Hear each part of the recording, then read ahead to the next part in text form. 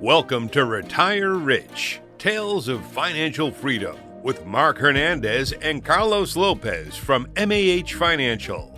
In this podcast, we guide professionals of all generations, including Gen X, Millennials, and Baby Boomers, to answer an array of questions ranging from building wealth in 401k plans to selecting life insurance policies, including questions about IRAs, dividends, and bond alternatives. So tune in as South Texas's own financial advisors and fiduciaries, Mark and Carlos, draw from years of expertise, interview clients, and share stories of financial wisdom to accelerate your path to achieving your financial goals. Now, on to the show. Welcome to Retire Rich with Mark and Carlos, Tales of Financial Freedom. I'm Mark Hernandez, and today I have a very special guest. I have a client of mine that I asked to come in, to spare his time, to come in and maybe share with you how he's been navigating his retirement. He retired over 13 years ago, and we're just going to have a conversation of maybe some do's and don'ts in retirement that would be able to help you. My special guest is my client, Joe. Good morning, Joe. Welcome to the show. Good morning, Mark. How are you? I'm very well, thank you. Well, listen, I appreciate you being here today. And I just asked you to come in because, you worked your whole life building a retirement. And you retired over 13 years ago. Yes, sir. And since that happened, you and your lovely bride, Mary, have had, in my estimation, have had a very nice start to your retirement. Because you're probably just in the beginning stage of retirement because we don't know how long your retirement's going to be. But we want you to just have you come in to share some of the things that you're doing that are working for you in retirement, and then maybe some things that maybe you did that if you had the opportunity, you would go back and correct them. Okay? So let's talk about, how were you when you retired? Well, Mark, good morning again, and thank you for having me here this morning. I was turning 64. I was 63 years old, and I was at the age, at 62, I could have retired. So I started, putting math together and putting my numbers, and, at that time we had to retire at 67, full retirement. But then again, I had already worked 35 years, and I was ready for a good retirement, live that beautiful golden years. So I decided, and I took my Social Security, and then my age. So at what age did you take your Social Security? I was 63. Okay, Middle of 64. so you took it a little early because your normal retirement age would have been a little later. 64. So there was a little reduction from Right. the Social Security. Now, were you concerned about that by taking a reduction on your Social Security? At that time, no, I wasn't, because I looked at my numbers on my Social Security and my retirement, and I was we did the math, and then we had a little hiccup. Our retirement program started dipping, and that's when I decided to come and talk to you. Okay.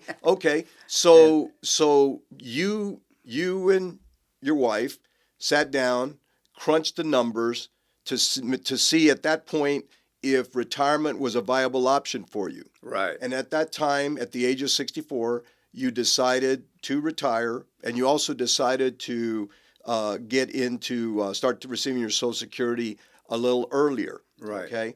So at 64, you started receiving your Social Security, and you went ahead and rolled over your 401k into a retirement program that we established for you. Right. Did you start taking income from that retirement plan right away? Yes, I did. Okay. And I was very pleased with it, and been pleased with it for now going on 12 years. Uh, One of the things that really sparked me when I first got my Social Security was that you are going to be taxed on your income. And growing up, I thought that I was going to retire and I was going to get a full check and no pay no more taxes. But I realized real quick the first year, boom, here comes a charge, in my IRS, and we had to pay. So I finally decided that one of the things that you have to look at is you're always going to pay taxes. So you have to look at your percentage. So what I decided was to go back to Social Security and tell them to take off 10% of my income. So that helped out and the following year because I didn't have to pay. Yeah, they take it off. They'll take a small amount. So that was the first opening when I started my retirement that you are going to have to pay taxes. You know, uh, so we moved on and I calculated my retirement from Social Security, what I was drawing from my retirement uh, from Athene, and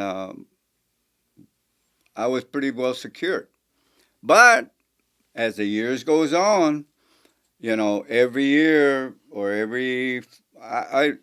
I did the math and I analyzed it to about every 4 or 5 years, there's inflation. Now that In- does your Social Security check keep pace with inflation? Not that much, Okay. no, because Social Security might give you 1%, 2%, maybe at tops. I think the biggest one we've had in 13 years has been 3%. But inflation uh, grows about 5% to 10%. But that's what you've seen in your In my experience. analysis, Okay. yes. Of your purchases. Every 5 years, I noticed that there's an increase about 10% of your expenses. So as you now, when you're retired, you want to you're living in a fixed income.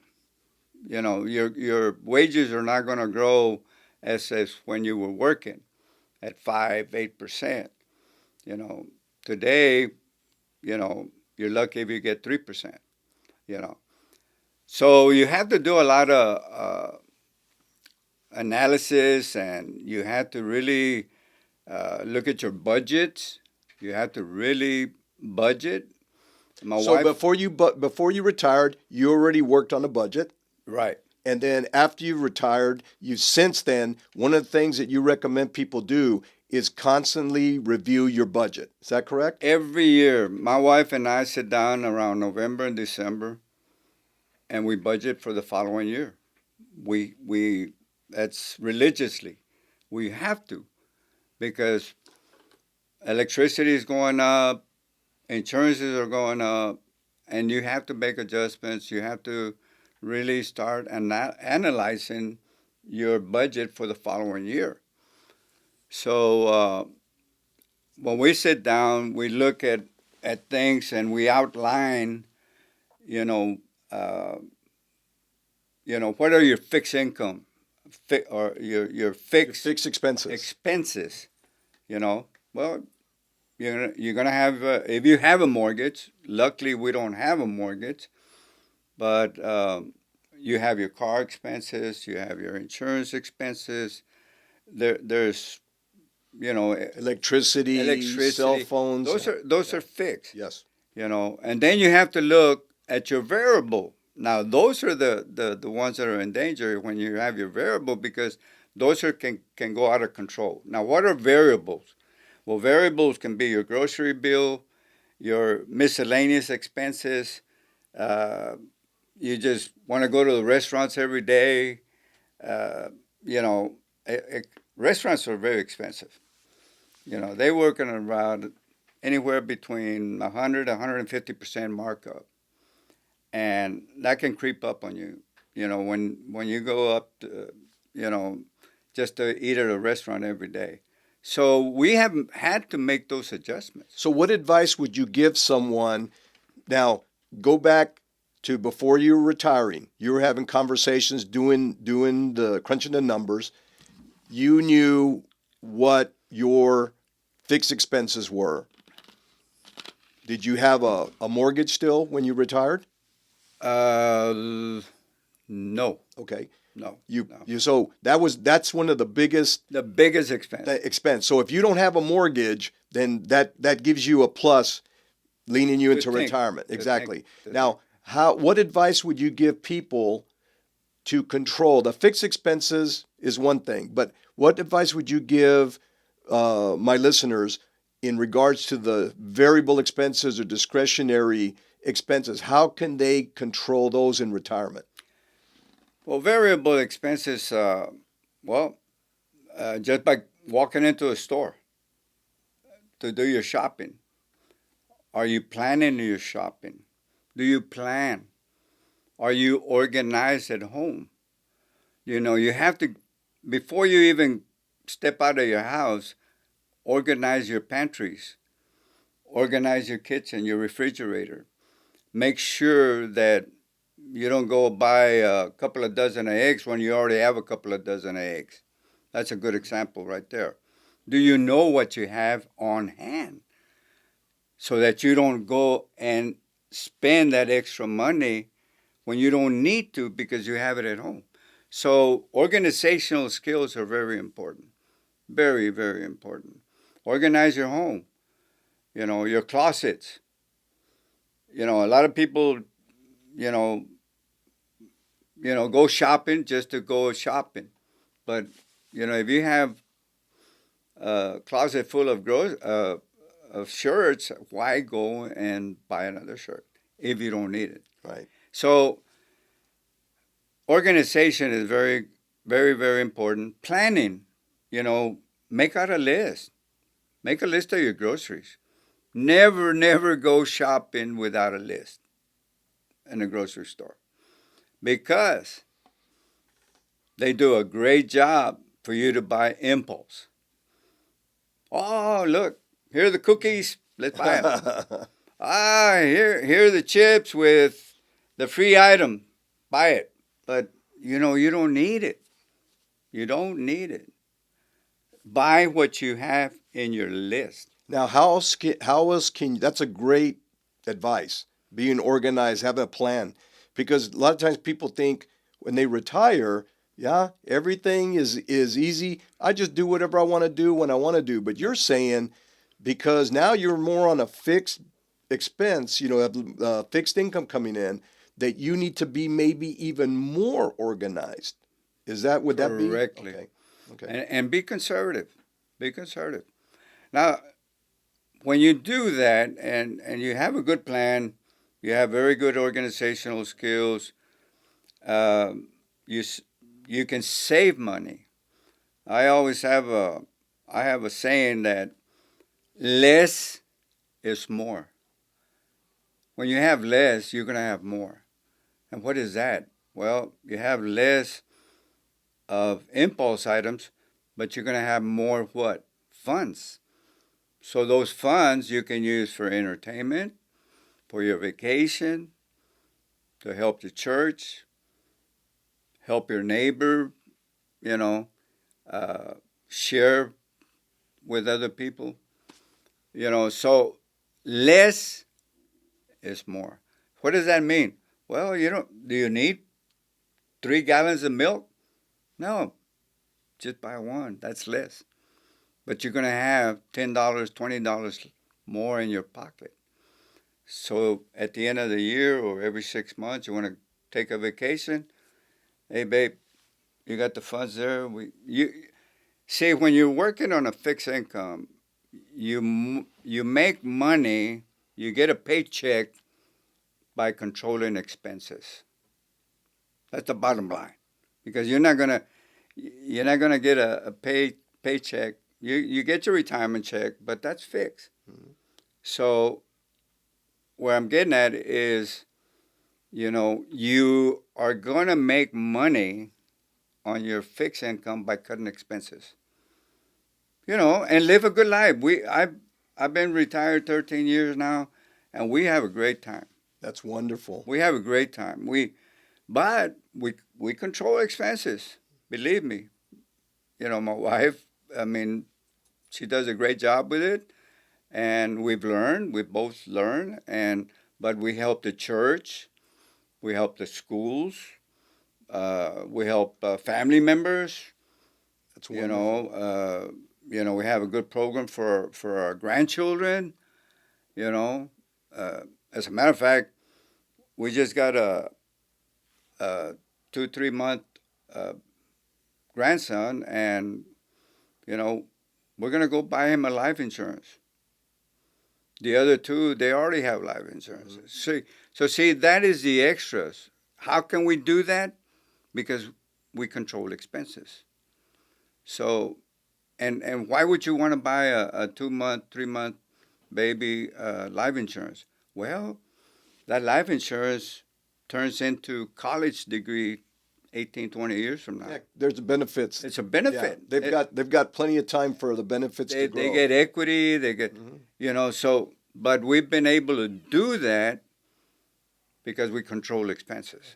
So Joe, can you think of something maybe you haven't talked about that if you had the chance to go back and do it over since you retired, what you would change that maybe you could share?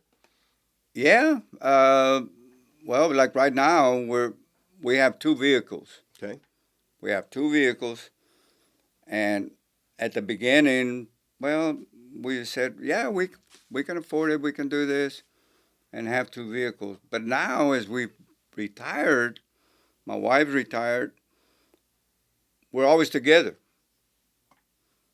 So why have 2 vehicles? Okay. So why? I mean, like I told her, I said, babe, you got an $800 bill there just sitting there, and we have to spend, insurance, maintenance. So that's about $700-800 a month. Yeah, we use it, but we only use it maybe 4 or 5 times out of the year. So now, once that vehicle is paid for, or you get rid of that vehicle, you anticipate maybe for the rest of your retirement to just have one vehicle. One vehicle. Okay. So I just gave myself a $800 a month payment. Yep. That follows your philosophy of less is more. Less is so more. I think one thing that our audience should get from somebody that's had a successful retirement up to this point is think less is more. Less is more. Be organized.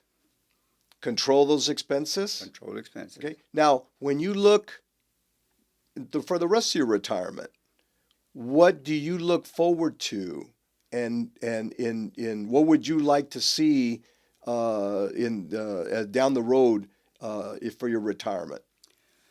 Well, first of all, Mark, we got to take care of our health. Let's talk about that. Tell me about that. You're retired. You're thinking about your health. Let's talk. Tell me about that. Health is very important, very, very important. Lifestyles.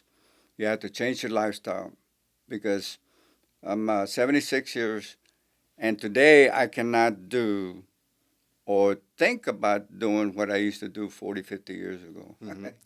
So what does that mean? I want to live, a healthy life. Another, hopefully, God willing, maybe 5-10 years, we don't know. But so what do you do to maintain your health? What do you recommend for somebody? Well, my wife, retirement? As soon as I retired, I was going to a gym, which Medicare pays. So I go to the gym. I'm there at 5 o'clock in the morning. I do my walking. I do my bicycle. Well, let me ask you about that. So if someone's on Medicare, they can get a gym membership paid for them? Yes. How do they do that? You just go to the gym and you say, I'm in Medicare, and and here's my card. And I would say 75% of the gyms will take Medicare. Wow. I have a Gold Gym. So Gold Gym, you do not have to pay to use the facilities at the Nothing. gym. Nothing. That's wonderful. That's wonderful. And lately, we just got enrolled in Medcare. That's another senior program, 65 and over, that has classes. They have yoga, strength building. Uh, we also have a gym where you can do your exercises on your own. That's another extra, and it's free. Wow. It's free. What? So, once you also, besides the gym membership that you get for Medicare and this other Medcare. Medcare, what Or else? WellMed. What else? Yeah, WellMed. What else can other people? Maybe they're not aware that might be some other benefits that they could look into. Well, there your finance officer is very important. Always have an open communication, because if you study the market, the stock market, or wherever your retirement's program, it's very, very unpredictable. So I'm lucky that we have a great finance officer, and we have a very good open communication to where we can work our finances. So So you and I have this relationship. In other words, that if you have a question, you can reach out. So what would be I would say what questions would you recommend somebody that's going to be retiring or even somebody in retirement? What questions should they be asking their financial professional? well, what I found out during my retirement now, going on 13 years, is that how the market works. Where do you put your funds? Uh, do you just put it on one little bag, or do you open it up to different Like diversify. diversify? And that's what we have done. Hmm. You know, before we we came across, I had all my funds in just one little bucket, Hmm. and things weren't working. Hmm. So you have to shop around. Hmm. You have to shop around, and then you decide who's going to manage your funds. Hmm. Because if you just put it on one bucket and you think that it's going to, you know, you're going to have those funds for the next 20, 30 years, you'd be surprised how the market works. And all of a sudden, in 10 years, you might not have any funds. Yeah. Well, so the most important thing is to have open line of communication with your financial advisor and professional. Exactly. Make sure they keep you updated and keep you up to date on your accounts, and also maybe options that in the future would benefit you greatly. Yes, correctly. Uh, I've had family members, I've had friends that they had their funds in one bucket, and hey, Joe, uh, my funds are running out. You know, they did not have the individual or someone to work their funds. You know, and that is very, very important. I I just saw an article not too long ago. This lady had her parents lived to be 97 and 98 years old. And she's a 65-year retiree, but now she's worried if she lives to be like her dad and mom, if she'll have enough funds till retirement. Because she said, I can't make it with Social Security.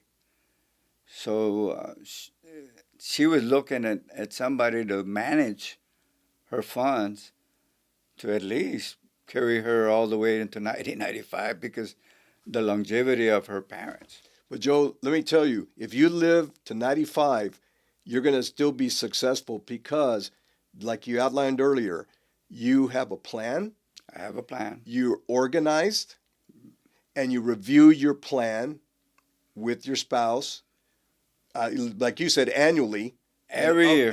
And update the plan. And update the plan Well, and work the plan. Well, so if that's the bit, if you only gave somebody that's looking to retire or in retirement now, that bit of advice would be the key thing for The you. key. Okay, that's the key to successful retirement. Planning. You got to plan. And then work the plan. Don't deviate from your plan. Because you can have a good plan, but if you don't work the plan and you go left and we can spend the money today, we can do this. Hey, we don't know what's going to happen tomorrow. One thing I wanna see if this ever happened to you because this happens to a lot of my clients. Children or grandchildren that might have financial needs. Okay, in other words, they're young, they're working, but maybe they're not organized, they're not planning properly, and they're having financial issues. What advice would you give someone in retirement that comes under could have those pressures of children or grandchildren coming up to them saying, "Hey, that they want their help financially." What advice would you give them? Well, the best advice that you can give somebody is talk to them. You have to talk to them. You have to sit down and tell them, look, things are going to change. In my lifetime, I want to say that every 10 years, life changed. There's a life-changing event. A big Okay. time. Okay. Generations have changed. Marketing has changed. Expenses. Right now, I see that trend. In today's world, they want you to spend money. Okay, so you have to talk to your grandchildren, talk to your children, that a certain percentage of your net income has got to go to some time of retirement plan. It has to, because we don't know how things are going to be in the future, how long Social Security is going to be there. So, invest your money now. So your advice to them, if they come to you with some kind of financial issue, your advice is to tell them to start like you did, organize, plan, start putting money away A for the percentage. future. Okay. Percentage. Okay. Right now today you can do from 3% all the way to 20% in of your pay income, your net income that you can put into retirement. So if you're starting out in a new job, or if let's say you have 10 years, you get a pay increase. I know people, every 6 months, every year they get a pay increase. So they get a 5% increase. What I tell a lot of people, I tell my children and a lot of friends, that I know, that I work with, I always tell them, look, you get a pay increase every 6 months, twice a year. You get a 5%. You don't need that percentage at that time To use to live on. to live on, Right. because you're living without it. Yeah, before. You didn't have it before. So if you get a 3% increase, put it into your retirement program for the future.